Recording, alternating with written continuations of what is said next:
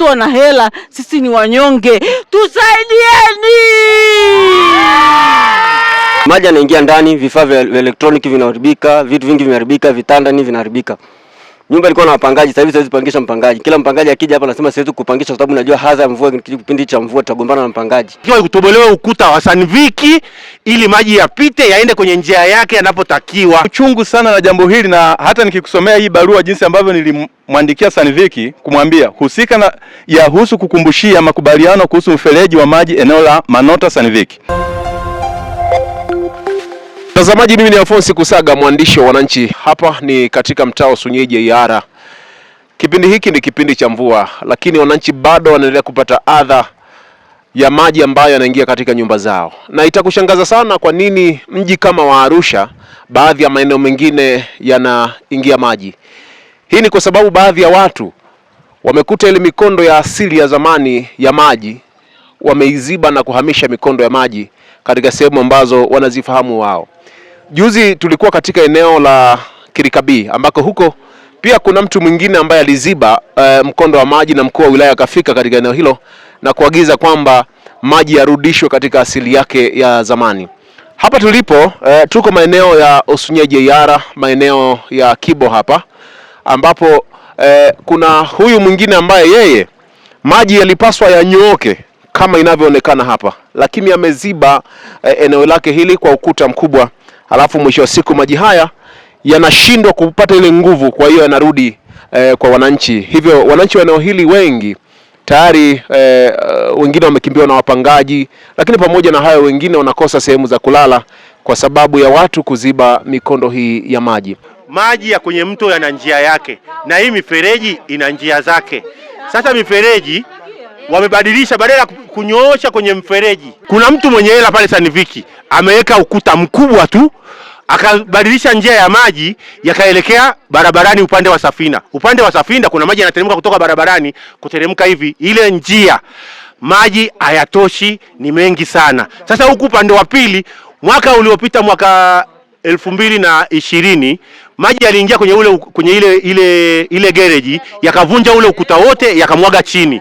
Wakaamua kuziba ile njia ya maji waelekezee barabarani. Sasa yale maji yanafuata njia yake yanakuta hamna, yakigonga ukuta yanarudi huku chini, hakuna mahali ya kuteremkia. Kale kamfereji kalikwenda barabarani ni kadogo. Balozi anasema mfereji utengenezwe. Sio mfereji utengenezwe, inatakiwa kutobolewe ukuta wa Sanviki ili maji yapite yaende kwenye njia yake yanapotakiwa. Sio walete mambo ya uswahili, usanii wanatuletea. Kwa sababu watu ambao mtaro uende barabarani, au ruhusu kwenda barabarani, unataka utoboe kwenye ukuta wa Sanviki upite katikati kama sehemu nyingine, kama Milano walivyotengeneza, kama Simba Track walivyotengeneza, waweke kalavati kubwa chini ya mtu kusimama ili yale maji yakija yapite, sio maji yasimame. Njia za maji za asili zimezibwa, na mheshimiwa diwani anajua, na balozi wake anajua, na mwenyekiti anajua, na ni tatizo la muda mrefu, sio la leo. Kwa sababu mtu akishaanza kutengeneza kule juu, kila mtu anatengeneza sehemu yake ili maji yafanye nini? Yapite. Yakifika kwako yakiziba, na unatengeneza ili yapite. Yakifika sehemu nyingine anatengeneza ili yapite. Na sisi amefika hapa sasa hivi, inatakiwa mheshimiwa diwani na mwenyekiti wake na balozi wake tusaidiane, tutoboe pale katikati. Inatakiwa tupatoboe leo. Kwa sababu wenye fedha nyingi ndio wanasababisha. Mwenye fedha ndiye anasababisha sisi tunateseka. Kuna mtoto hapo mdogo amezaliwa hapo, ana miezi kama 2, yuko kwenye maji, magodoro yamelowana. Watu wanaenda kulala makwao, alafu wanatuambia tusubiri mpaka kesho asubuhi. Haiwezekani. Mimi Judith Temba, sisi tumeteseka miaka 8. Sisi maji yote yanayotokea hivi yanakuja yanazama kule. Sisi ndo waathirika wakubwa, kwa sababu sisi ukiangalia nyumba yetu pale iko mwisho, ile nyumba ya mwisho pale. Kwa maji yote yanavyoelekea kule yanazama ndani kule, alafu yale ya ndani pia wameblock njia yake ya asili ya kutokea, ambayo alojenga hii nyumba hapa make feriko na nyoka hivi Masai huyo hapa, umeona ambao ndo maji yalikuwa nini yanatokea kwenye mfereji yanaunga, alafu na mfereji pia umebanwa. Kwa hiyo maji yanatapikia kule. Wanatakiwa kubomolewa njia ipatikane, hatulali. Saizi mvua hiyo inakuja tena, maji kwenye vyumba saizi yamejaa, hayana njia. Kwa hiyo kuna masuala kama matatu hapa yanaenda kule kwenye makazi ya watu, na hao makazi ya watu pia wameziba pia, hata ikinyesha mvua ya kawaida. Kama hapa isinge float hivi, sisi kule ndo tuna shida tena, kwa sababu hayatoki. Mwaka wa 8 tunaimba kila siku, wanatuyumbisha na kwambia hatuwezi kufanya hivi, hatuwezi, kwa sababu nini? Watu wana hela, sisi ni wanyonge. Tusaidieni! Tupate suluhisho Mheshimiwa Kusaga. Kwa majina mimi naitwa Baba Johnson au God bless. Kabla ndugu mheshimiwa, haya maji nianze na maji. Haya maji yalikuwa yanapita hapo. Kuna maji mahali ya maji yanapita. Nyingine wakati juzi tunasafisha ule mfereji, chini kulikuwa na nondo. Zile nondo tulizikata pale chini ya gorofa. Tulikata nondo zilikuwa chini. Maana uchafu ukija inazuia zile maji zote. Uchafu ukishaziba maji yanarudi ndani. Lakini ukienda kule chini kwenye ukuta wa Sanviki, ule ukuta wa Sanviki hauko kwenye kiwango. Ule bwana maji alikuwa ananyoka, amejenga ule ukuta, kwa maji yakija hayanyoki, yanaenda anagonga, yanarudi, maana ile kasi yake imefanya nini? Imepotea. Mfereji pale chini, Sanviki apanue, vinginevyo tofauti na hapo, usiku wa leo mzee mvua ikinyesha. Mimi kwangu tayari wapangaji nimebaki peke yangu. Kinachoendelea hapa, tupate mwafaka leo, vinginevyo ule ukuta pale pale leo usiku. Hoja hapa iliyoko kubwa hapa ni Sanviki pale chini. Ndio tatizo. Naitwa Elfaskan Skorei. Ni balozi wa eneo hili shina namba 10 mtaa wa JR kata ya Osunyai. Leo nimekutana na adha ya watu kuingiliwa, wananchi wangu kuingiliwa na maji kutokana na mtaro uliojengwa na Sanviki ambao hauna kiwango ya kuweza kupitisha haya maji. Changamoto namba 1, huu mtaro jinsi ulivyotengenezwa. Huu mtaro, huyu mwekezaji alivyotengeneza mtaro, aliubana, aliufinya, hauwezi kupitisha haya maji. Lakini changamoto namba 2, huu mtaro hauna slope wa kuruhusu maji kutembea. Kwa hiyo maji yanapotoka huku juu hayatembei, yanasababisha wananchi wengi kwenye ubalozi wangu kuingiliwa na maji. Mfano sasa, mheshimiwa mtangazaji, unavyoona hii nyumba iliyoko hapa na ulivyoona kwenye hii nyumba gorofa iliyoko pale, nyumba zote zilizoko mahali hapo wameingiliwa na maji. Lakini ukitembea hapa mbele kidogo, huyu mzee wangu balozi mstaafu, na yenyewe maji yameingilia nyumba zake zote. Nimeingia kuangalia mpaka vitanda vyote vimefunikwa na maji kwa sababu ya hii changamoto ya maji. Huu mtaro hauna slope. Baada ya kutengenezwa, mwekezaji huyu kutengeneza na kupindisha katika njia ambayo ilikuwa inapita. Lakini baada ya kutengeneza, tuliitisha kikao mwaka 2020. Tulivyoitisha mkutano, TARURA wakaja, engineer wa TARURA akaja akaangalia na akakagua, akaandika barua kumwandikia mtendaji wa mtaa kwamba kumtaka kwamba kumjulisha Sanviki kwamba huu mtaro aliojenga uko chini ya kiwango, na kopi ya nakala ya barua ile ninayo. Baada ya hapo niletwa hiyo barua na tulimpelekea Sanviki kumjulisha ya kwamba huu mtaro, baada ya kumtaka kwamba yeye alitudhibitishia wananchi kwamba ametengeneza mtaro ambao uko kwenye kiwango. Lakini baada ya engineer kutoka TARURA kuja kuangalia, alikagua akasema kwamba tayari walishamwandikia 2018 barua ya kwamba huu mtaro ameujenga chini ya kiwango, na akasema ya kwamba yuko tayari pale anapokuwa anatengeneza mtaro kwenye kiwango, yuko haji njia ya maji irudi katika mkondo wake, ili kusudi kwamba atakapotengeneza kuruhusu maji kupita kwenye mkondo wake wa awali, itatuondolea hii adha ya wananchi wetu kuteseka na haya mafuriko. Jina naitwa Musa Hatibu. Hii adha imetokea toka kipindi huyu jamaa amegeuza huu mtaro kuelekea huku. Na huu mtaro ulivyokuwa unapita maji hapa, hata kile kipindi cha El Nino kilivyokuwa kimekatiza hapa, hakuna adha nyumba yoyote ilikuwa inaweza kuingia maji. Lakini toka alivyo divert mtaro kwenda hivi, na tumemfuata balozi na viongozi wote, tumepitia hatua zote tumeshapitia, lakini tatizo hili halitatuliwi mpaka leo hii.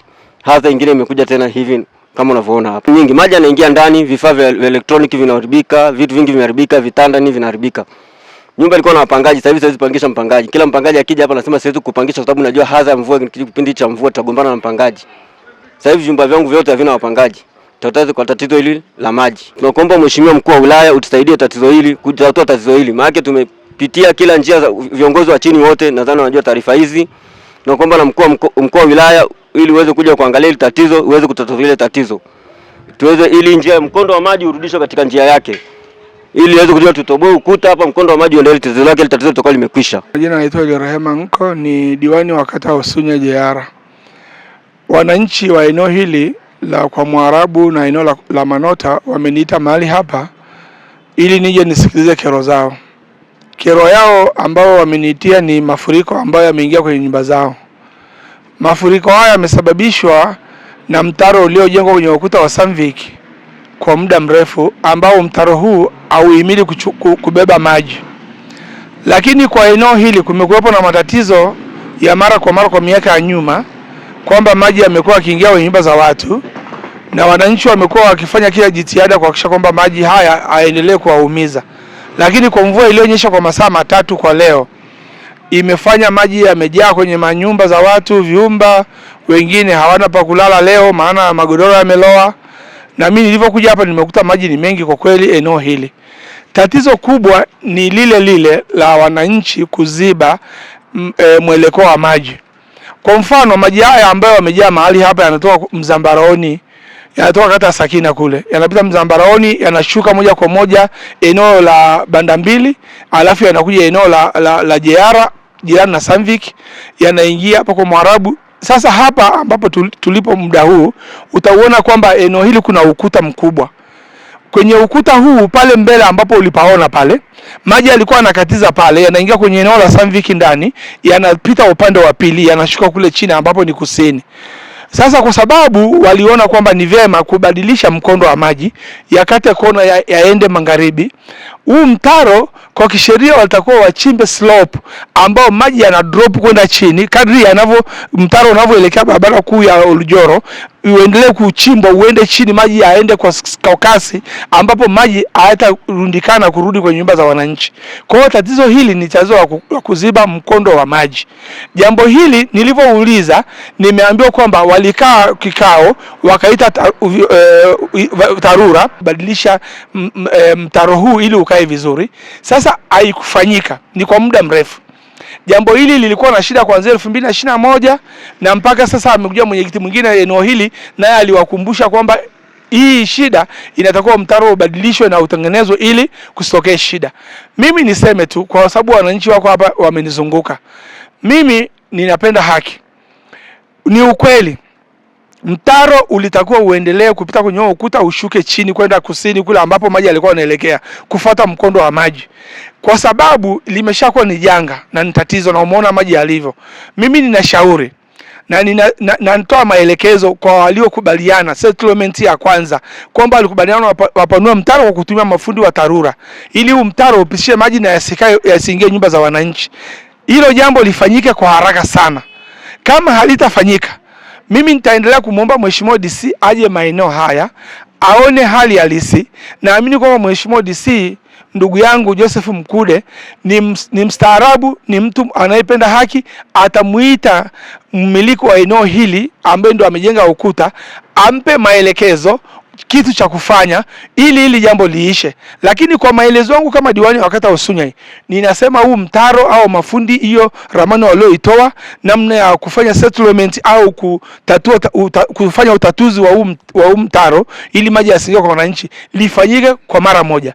Vinginevyo mvua zikiendelea kunyesha, kwa sababu tuna uhakika mwezi wa Machi mvua inaweza ikawa nyingi, tunaweza tukapoteza wananchi hapa kwa uzembe. Na Mheshimiwa Dr. Samia Suluhu Hassan hataki viongozi wazembe. Tuko kwa ajili ya kumsaidia rais wetu na serikali yetu ili mambo yaende sawa. Kwa hiyo mimi naomba wananchi mlioko mahali hapa, mmesikia maelezo yangu. Hii clip itasikilizwa na kila mtu, lakini tutaongea na DC, tutamleta hapa na nyinyi mjitokeze kwa wingi, na huyu mwenye ile eneo ataitwa aseme alikoma wapi, kwa nini maji yanaendelea kutesa watu, ili tumalize ile tatizo. Na ninawaambia tu ndani ya siku 2-3 hili jambo litashughulikiwa, kwa sababu kuna haja ya kufanya hivyo, kwa sababu sio hapa tu, nimetoka sehemu nyingine Getlambao kule maji yanatesa watu kama yanavyowatesa ninyi. Mimi naitwa Silas Daniel Kasomambuto, mwenyekiti mtaa Jeyara. Changamoto hii ya Sanvik kwa kweli niende moja kwa moja imekuwa ni ya muda mrefu. Hii nimeikuta, kwanza nimekuta barua ambayo aliandikiwa na Mzee Maembe mwaka 2020 tarehe 30 Aprili akielezewa kuhusu makubaliano ambayo alikubaliana na wananchi wa eneo hili kuhusu mfereji ambao alikuwa ameutengeneza. Na huu mfereji ambao alikuwa ameutengeneza ni mfereji ambao haujakidhi viwango, kitu ambacho kimesababisha adha ambayo wananchi wa eneo hili wamekuwa wakiipata. Na baada ya kukaa na wananchi wa eneo hili kwa Mwarabu, tulizungumzia kuhusu changamoto hii. Baadaye tukakubaliana kufuatilia jambo hili ili huyu Sanvik aweze kukamilisha huu mtaro.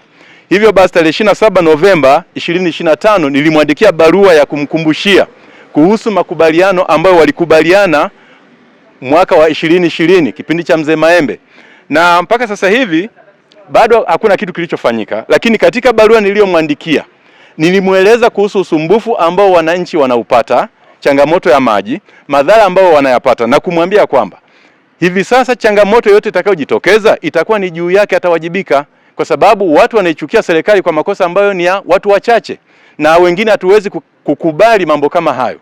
JR ni Dubai ya Arusha. JR ina walembo wa kutosha. Kwa nini watu wasilale vizuri? Kwa hiyo changamoto hii inatakiwa itatulike ili mambo yawe mswano. Mkuu wa wilaya, wewe ni mtani wangu, kwa heshima na taadhima naomba jambo hili lifike kikomo ili wananchi waweze kufurahia maisha yao. Nyumba 10-15 hivi watakuwa na changamoto. Kwa kweli inahuzunisha na inatia simanzi. Uchungu sana na jambo hili, na hata nikikusomea hii barua jinsi ambavyo nilimwandikia Sanviki kumwambia husika na yahusu kukumbushia makubaliano kuhusu mfereji wa maji eneo la Manota Sanviki.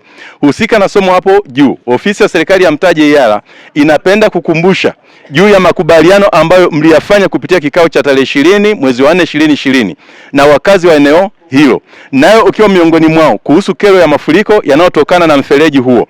Hivyo kwa barua hii na kuomba kutokana na hali iliyoko mbele yetu na mvua kuanza, tafadhali hakikisha jambo hili limetekelezwa ili kuweka maisha salama ya wakazi wa eneo hilo na changamoto ambayo wamekuwa wakiipata kuleta maneno mabaya kwa serikali yao. Napenda kuona kunakuwa na maelewano mazuri kati ya mwekezaji na mwananchi, na kutakia utekelezaji mwema makubaliano hayo kabla ya mvua kuanza. Tofauti na hapo itakuwa ni juu yako kwa madhara yatakayoletwa kutokana na mfereji huu.